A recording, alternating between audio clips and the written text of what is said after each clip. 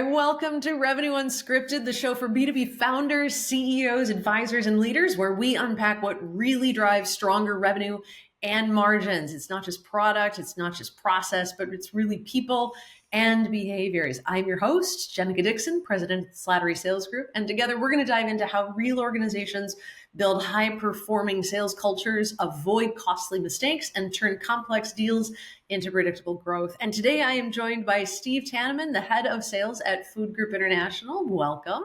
Before leading sales in the food world, Steve actually started his career in broadcast journalism, chasing stories, interviewing people, and learning how to really listen.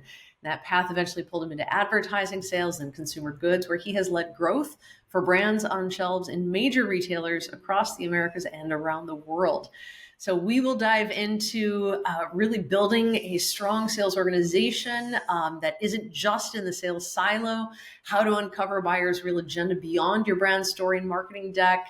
And I would love to hear, Steve, your $80,000 bar stool story as well. Oh, you want to hear that? There's a lot of wisdom. It's a masterclass in pacing big decisions 1 inch at a time. So if you're a founder, a CEO, or a revenue leader dealing with buyers who say all the right things but still slow down, this episode is for you. So Steve, welcome to Revenue Unscripted, and thank you so much for joining us here today. Thank you, Jennica. I'm really happy to be here. Thank you. I would love to ask you, just before we get into the heavy strategy, can you give us a quick snapshot of what you're working on today? Yeah, I work for Food Group International, a division of A&M Global Solutions. They are one of the only end-to-end oat brand manufacturer suppliers in the U.S. based out of Miami. They actually have their own oat fields in the mountains of Chile, which gives them a unique oat, which doesn't touch the soil because there's not a lot of snow they get a lot of water, so they get a clean, mildly sweet oat. So we don't have to add a lot of sugar. And it's a whole grain, and we manufacture in the U.S., which is really important because for the product we sell in the U.S., there are no tariffs, which since most oats come out of Canada, and we know that situation. Right. So it's growing fast, about 23,000 stores in the U.S., food, drug, mass, all the way over to now starting conventional. And we've been building our brokers field force sales, and we've been developing our unique selling points and really developing the platform and the foundations for explosive growth. Sweet. That is very exciting. And I hear you're growing in the Middle East too. Yeah, we're the kind of the Quaker Oats of the Middle East. Such a thing. I love that. We're with both our Avelina brand and also with our ingredients, and so a really fascinating market. I had the pleasure of going to the Gulf Food Show back in last February with the company, and it was a great experience in Dubai. And interesting just to see that culture in the world there, but it's also fun to see your product sitting there on the store shelves. It was a great trip. That's got to feel good, because we were just talking a minute ago, the sale that you do is not simple or transactional. There's a lot of moving parts. Right. It can be a long time, and I have to say that I geek out in food science. When I was a high schooler, in high school, I did science fair, and food science was my thing. And later on, my dad produced The Cinnamon Story, which is a book where we helped. It's a true story. So for those of you who have read The Cinnamon Story, it is actually based on a true client experience that we had, where there was a cinnamon salesman, and he was selling what looked like an absolute commodity. And he was under immense pricing pressure from a buyer at one of the major food manufacturers here in the Twin Cities, who said, I can get cinnamon, at 3 cents a pound cheaper from your competitors. It smells the same. It acts the same in recipes. Can you drop your price? And he couldn't. And we helped him get the business even with that slight margin. And so food science is very, very near and dear to our hearts here at Slattery. Right. No, it's hard.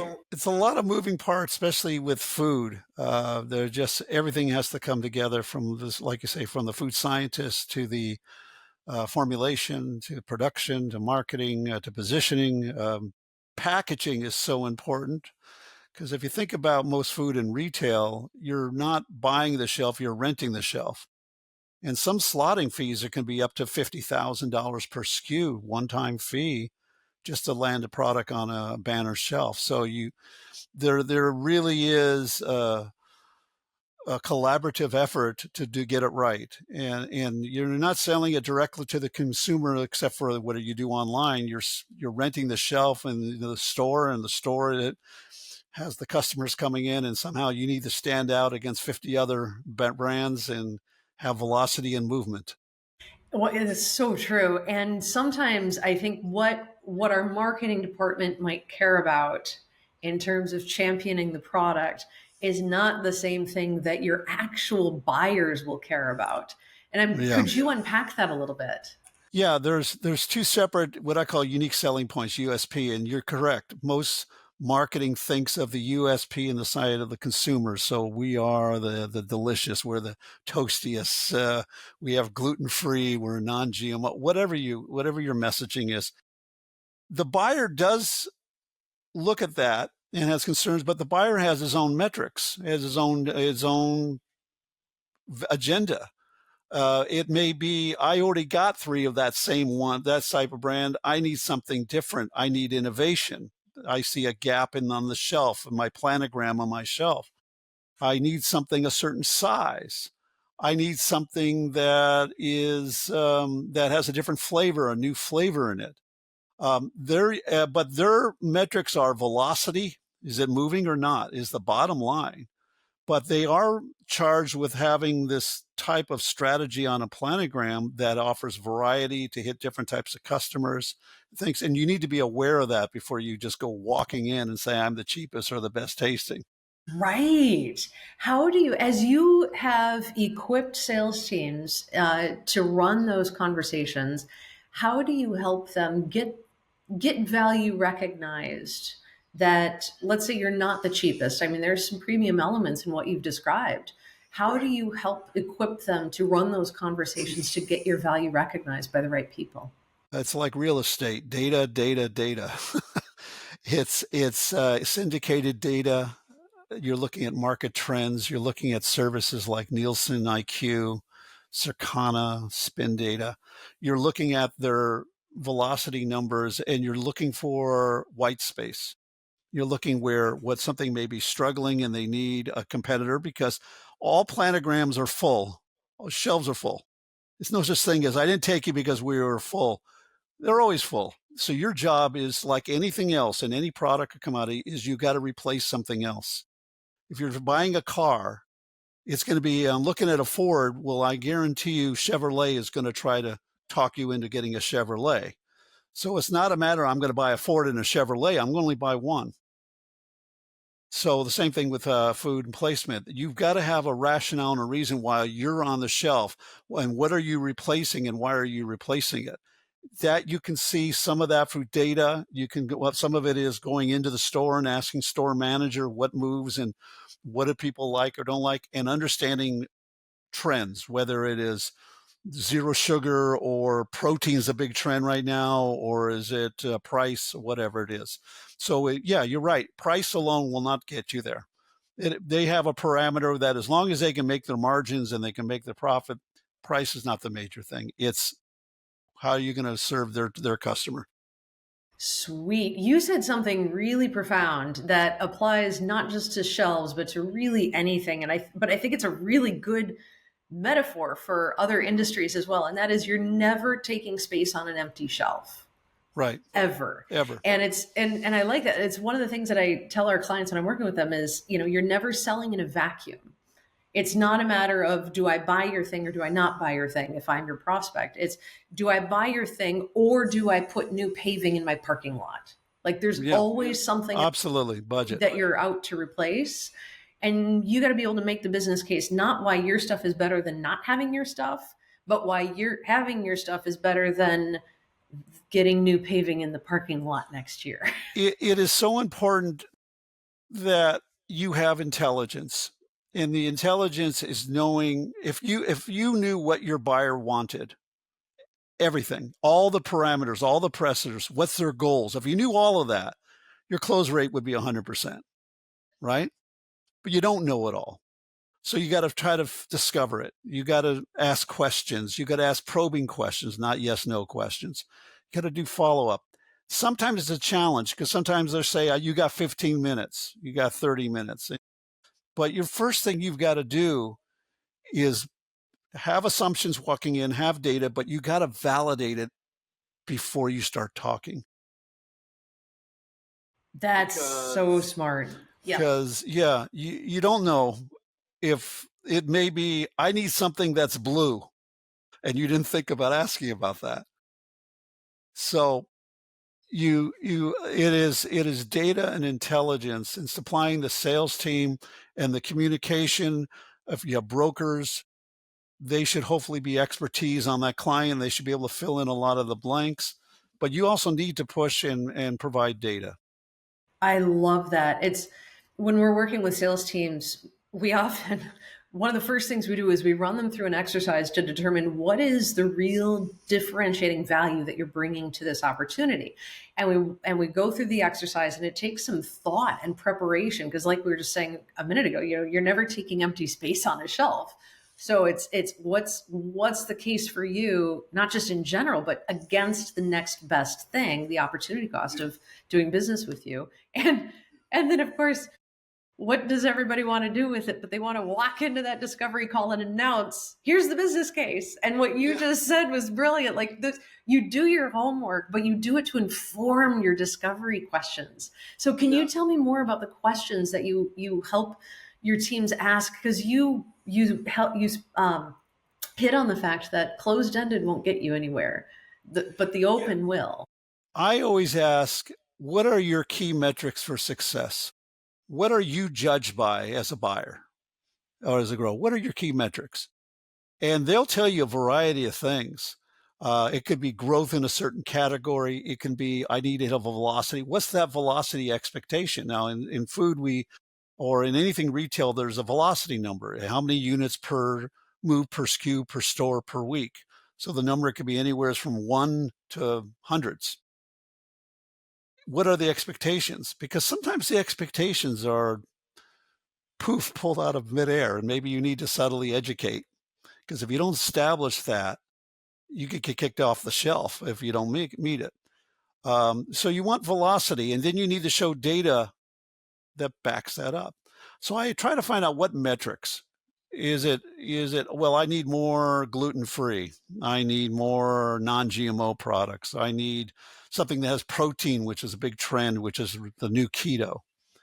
Everybody slaps it on. I saw protein slapped on a pickle the other day.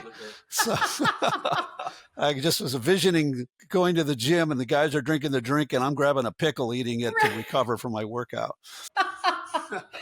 Totally legit. Yeah. So the questions of asking what is going to be success for them is probably a question that is rarely asked, but should be asked first. Oh my goodness, Steve, that is brilliant. Because one of the things that we see sales teams walk into is they're jumping through hoops that they never got specifics on from the prospect. And like in SaaS, for example, they might say, I really need to see a 37th demo. Okay. And no. What are they hoping to get out of it? What are they looking for? What are they hoping to see or hear? What does this have to do? Like, there's a lot of questions we need to ask first. It's not that we don't do those things. It's that we need to know first, where is the bar, and make the prospect define the bar that we have to meet. Because otherwise we're going to be trying to meet it for the next 12 rounds.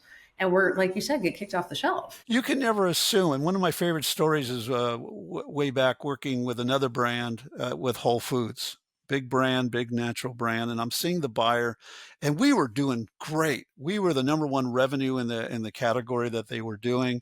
The revenue was doing great. And the buyer came to me and says, I'm not happy. And I said, why aren't you happy? She says, your number one revenue, but our margins for your product are at around 38%, and we need 45%, and you're lowering my overall goal that I get from corporate.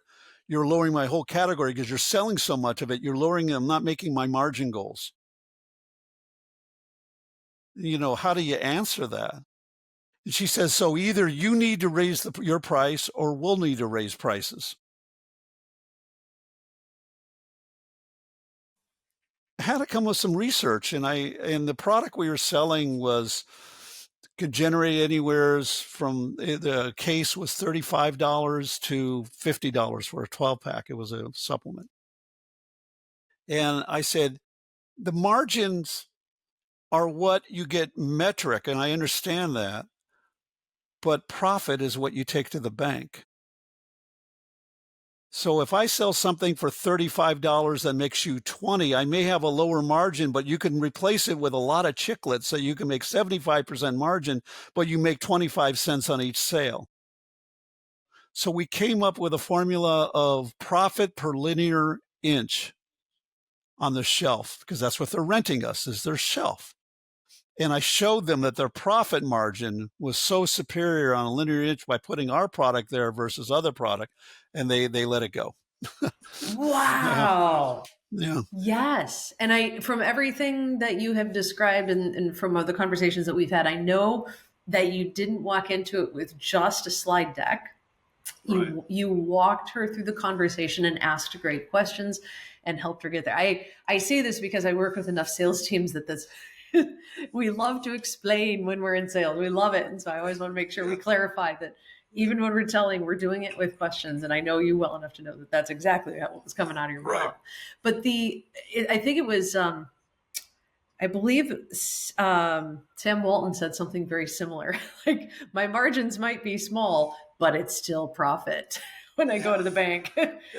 A little bit of margin on a whole lot of volume still means I'm making more profit than the next guy. Margin, but I'm taking about, I don't know, what are they up to, 50 billion? Yes, exactly. Yeah, I'm taking 50 billion to the bank.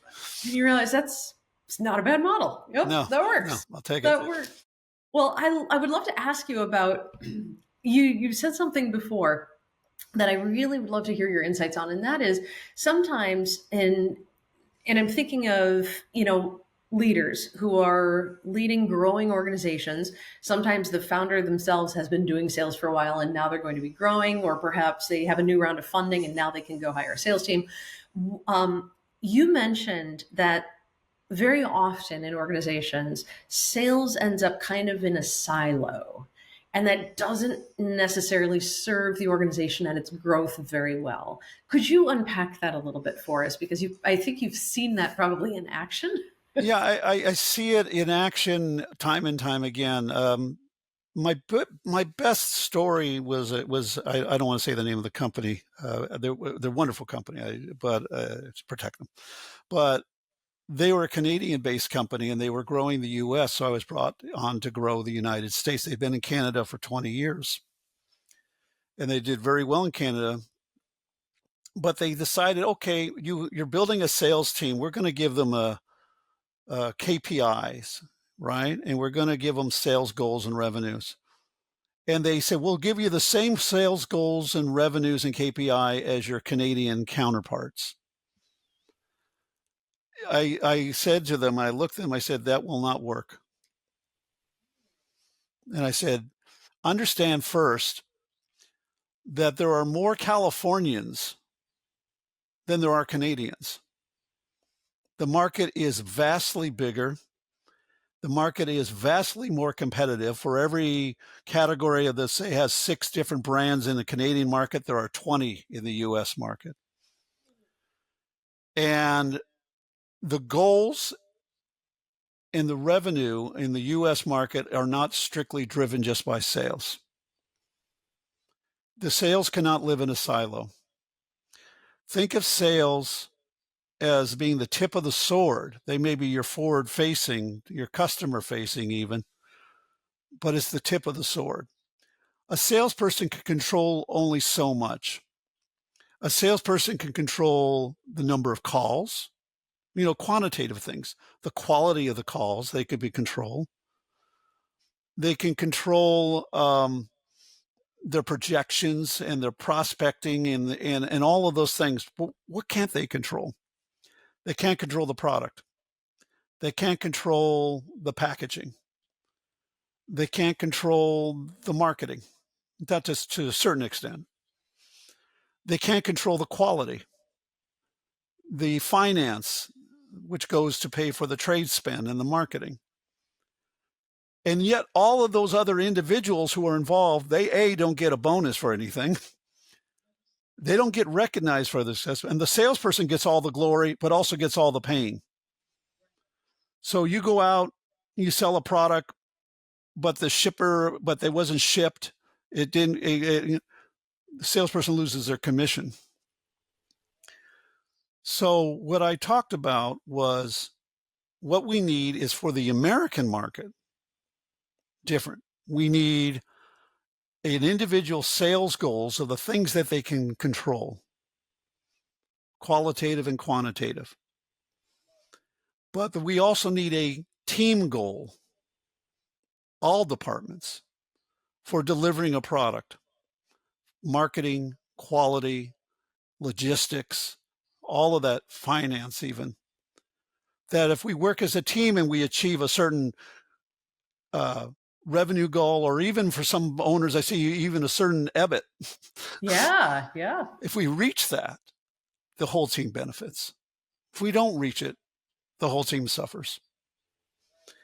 But when we did that, then all of a sudden that opened up, it opened the silo up. And now all the departments were communicating to each other. So if we wanted to launch a product, there was a conversation at the very beginning of the conception of the product of saying, why do you want to do this product? The sales gave their input of saying that what they are hearing, well, maybe that package is too big. Maybe that's not really on trend. Finance was saying, you know what, we need to make this margin. Well, can we make that margin? And where's the and all of a sudden the whole company, so we formed these small committees with all departments in them to look at a product launch from all angles and what we came out with. And then before we even launched it, we took a prototype. Now, this was in the food supplement market. We sent it to the major buyers, like at Walmart or at someone had a relationship with buyer at Whole Foods. And we said, what's your input about it? Why do you want their input? Because we're the ones we have to sell it to them. They sell it to our customers. If they take a tape measure and they go, your packaging is too big, your price is too much for point of sale. Yeah, you get that feedback, and we got that feedback, and we made the adjustments. So when we went in, not only did our unique selling points match up with the customer, but it matched up with the expectations of the buyer because it was partly their idea and it met their metrics. Wow. So I love that silo. Open it up to the whole company and all move together, so you're all pulling on the same side of them in the rope, right, and not against each other. Right. I love that, because as you're talking, I'm thinking of examples that I've seen when we've worked in organizations and sales is siloed. And what often happens kind of as a corollary to that is other departments are siloed too. And what you just described really probably flipped the switch on focus for all of the other departments, because I'm thinking of some of the most siloed organizations I've seen. I've seen cases where like marketing is working on projects that will never see the light of day, or product is working on ideas that will never. I've got a story for you on that, marketing story. Yeah. So the same company had a Canadian product, and they had the same product, but they packaged it with, they had French and Canadian, and we had the U.S. product. Price points were different too. And all of a sudden, we heard that the president of the company, French Canadian, said, "Well, unilaterally made a decision." So the packaging was pretty broad, but we put pictures and everything so you can face it at different angles. Why? So they can fit on different ways on the shelf. Oh, smart. Well, she said, well, we should have full facing, and without unilaterally on the Canadian products, just put the picture of the product in the front on the front broad side. Oh. And I got really scared. And I remember I went to the Canadian sales meeting because I always wanted to know what they were doing. And they have this issue, and I had already kind of politely but firmly saying, don't do this in the U.S. And when it wasn't, and there was this young salesman from Toronto who they're all doing a presentation on their side, and he's my hero. She's sitting in the room, the president.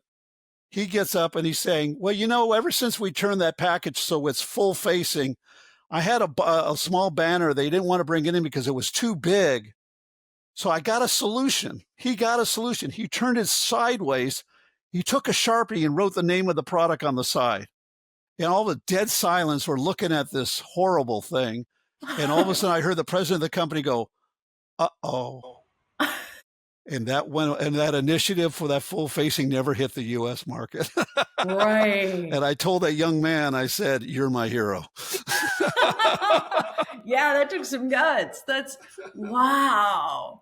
It's funny how there's a concept we talk about at Slattery, which is isolation. And that like isolation is just the distance between a decision and its consequences. And you can make a decision in one part of the organization that sounds great, but then those consequences trickle to another part of the organization, and that distance is the isolation. And so it's deadly, and it just eats away at efficiency. Go ahead. Well, I was always a big believer in Jim Collins, the Lexus and the Olive Tree. If you remember, that was written about 20 years ago, and it was a brilliant book. It's a fun read, even if you're not into sales. I love Jim Collins. It was written around 25 years ago. It was prior to 2000. It was around 1998, 99. And he wrote about a comparison. He took the top 20 companies on the NASDAQ, on the Dow Jones, and tried to figure out what did they have in common that made them successful. And back then there were companies that are no longer around. There was a Wells Fargo. There was Circuit City, as you remember them. There were some of these and one of the things he talked about was these companies did outward thinking.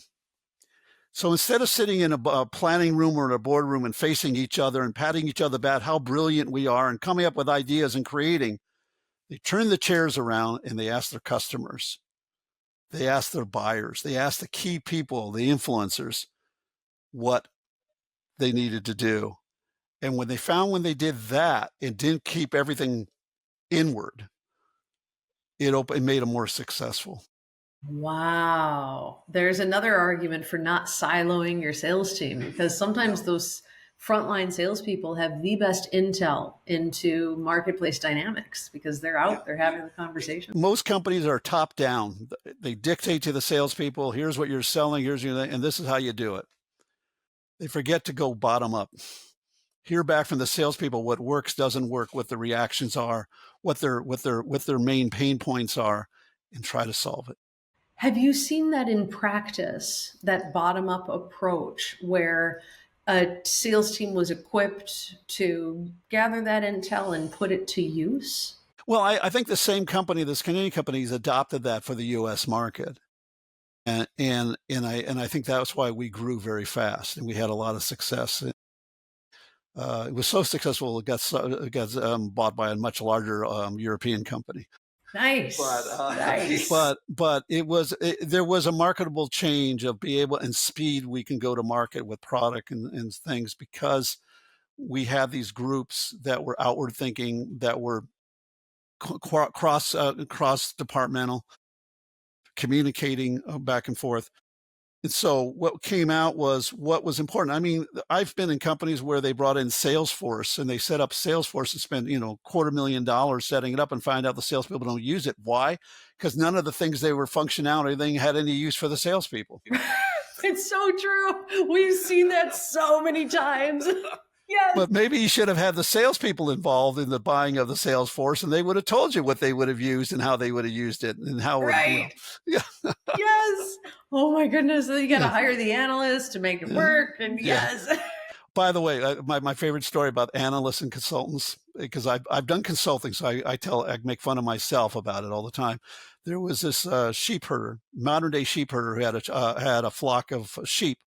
And this guy drives up in his 4Runner with his Ray-Bans on, and he cuts out and he takes out a laptop, and the herder's looking at him. He goes, "I'll make you a bet." And the herder says, "What?" And he says, "If I can tell you exactly how many sheep you have, will you give me one?" And he said, "Sure." So he takes out his laptop, he hacks into his bank account, he hacks into the farm report on linear inches, yardage of sheep per square foot. He says, "You got 1,520 head of sheep." Herder goes, "Sure, go ahead and pick out an animal." And the herder's looking at him. He says, "I got a bet for you." "What?" if I could try in one try what you do for a living, would you give me back my animal? He says, sure. He says, you're a consultant. He says, how'd you know?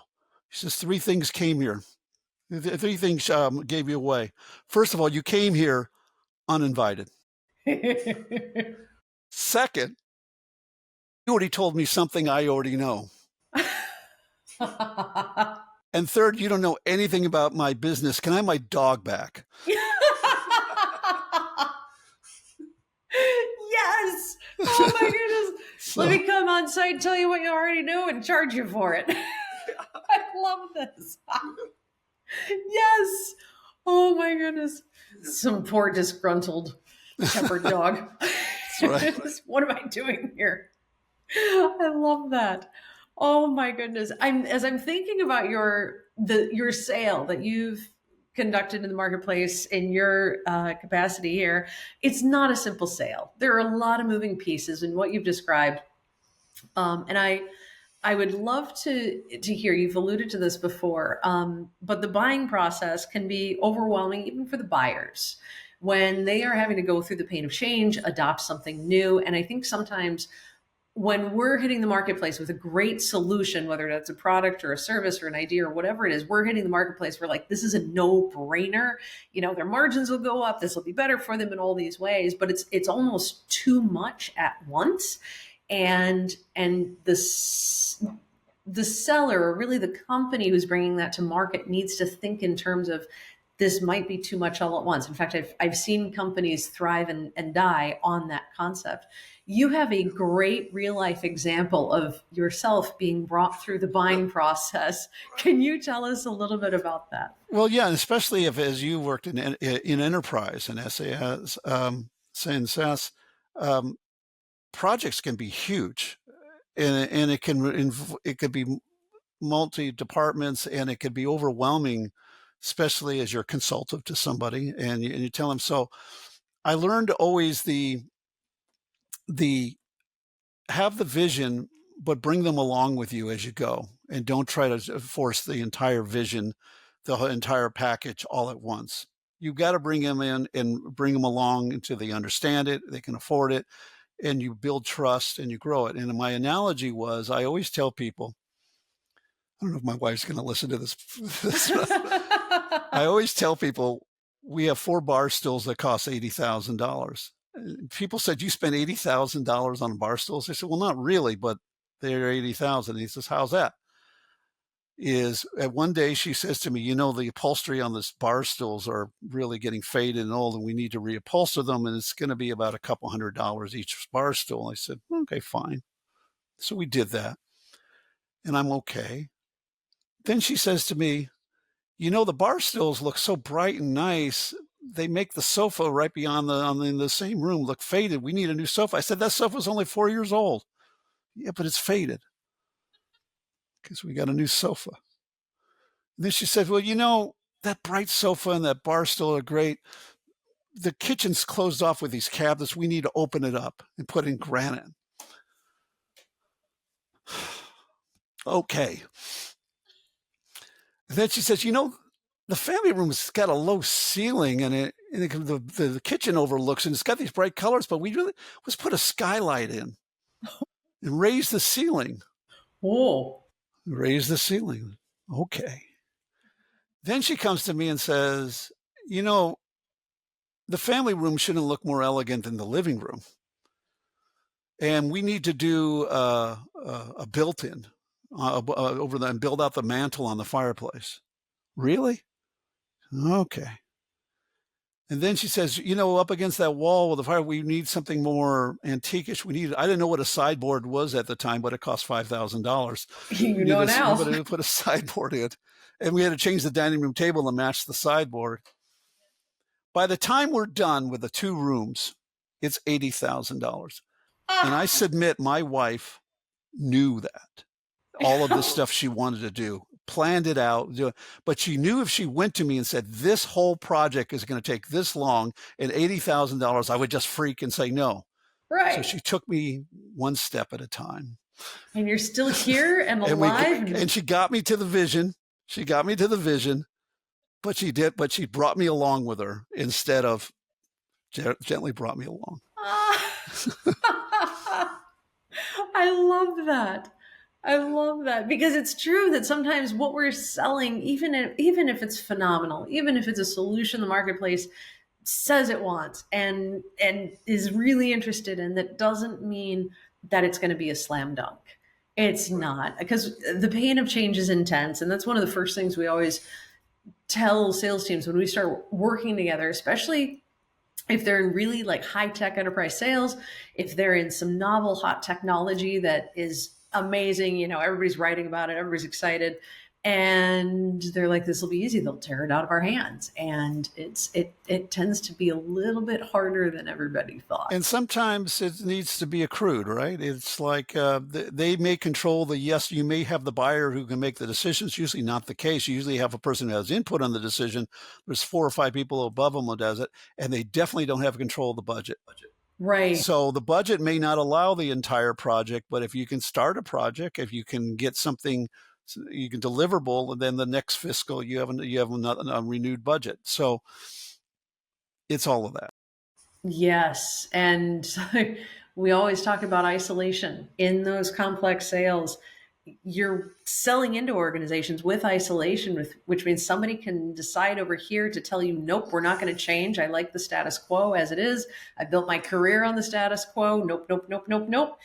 And over here is where the consequences of that decision will hit. And it's funny how often sales teams they'll target the person who can say no and is wedded to the status quo because, they may be a large logical target, but the actual consequences of not doing business with you hit somewhere else in the organization. That's true. That's true. That is tough. I want to make sure I respect your time. So I want to land the plane here. There are so many things that I could ask you about because there is just so much to do. But could you tell us for a moment just about your background in journalism and the way that you learned to listen? Can you tell us just very briefly how that has served you in your sales career? Sure. Well, I have a bachelor's degree in broadcast journalism.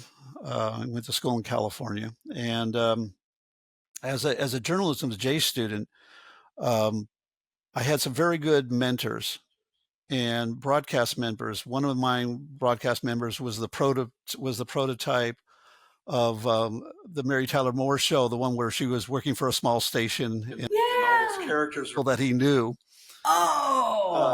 In broadcasting, and it was the creation of Eyewitness News that they now is a model that would for years or across all the markets. And usually it's that bubblehead airhead. Yes. So one of the things he said, I don't want you ever showing up at a manufactured press conference and not know the answers to 90% of the questions, because the goal of yours is to validate their answers and to, by their answers, ask the follow-up question to get deeper and take the next follow-up question to get deeper. So you learn to practice deep listening and not to just hear, to really listen and thinking to yourself, what is their motivation for what they're saying? What are they trying to sell you? And what do you need to challenge on? And what facts do you already know that you can not play gotcha, but you can validate and see how their response is if it matches up with what they're trying to say. And really good journalists listen to the answer. They're not necessarily thinking of their next question while they're listening. Yeah. Nice. What you just said, there's an assessment that we use to test for selling specific skills. Whenever we start working with the sales team, we we test for sales specific skills. And one of the 21 core sales competencies that we watch for is exactly what you just described, is the active listening ability. Do they stay in the moment and listen, or do they jump ahead? Because if they are jumping ahead and planning what they're going to say next and they're not actively listening, they're missing what's coming out of the prospect's mouth. And if they're missing that, they can't go deeper. They can't ask a level 2 question. They can't ask a level 3 question. And so whenever we help a client like put the right talent in the right seats, that's one of the first things that we'll do is we'll run that assessment, because we want to know, like we can train them how to hunt. We can train them how to ask great questions, but whether or not they'll actually ask it in the marketplace tends to come down to things like, are they actually listening?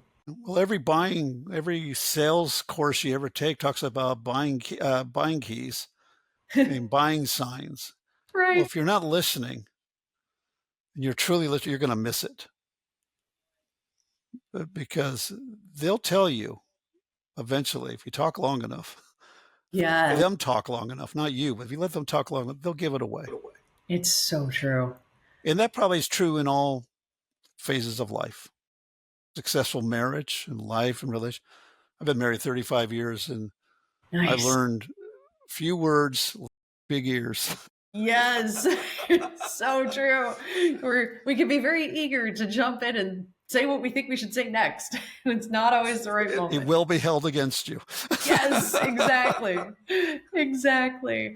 Well, Steve, thank you so much for taking the time to join us today. This has been tremendous. Your experience is both deep and broad. Thank you. In both journalism and sales, and your insights are absolutely spot on for putting together a sales team that can succeed in, I mean, definitely any industry. I mean, not just the one that you've been focused on, but really any industry. The way that we don't want to silo the sales team. Really, everybody's part of producing revenue, and active listening. And it's just, and baby steps. And it's okay to, It's okay.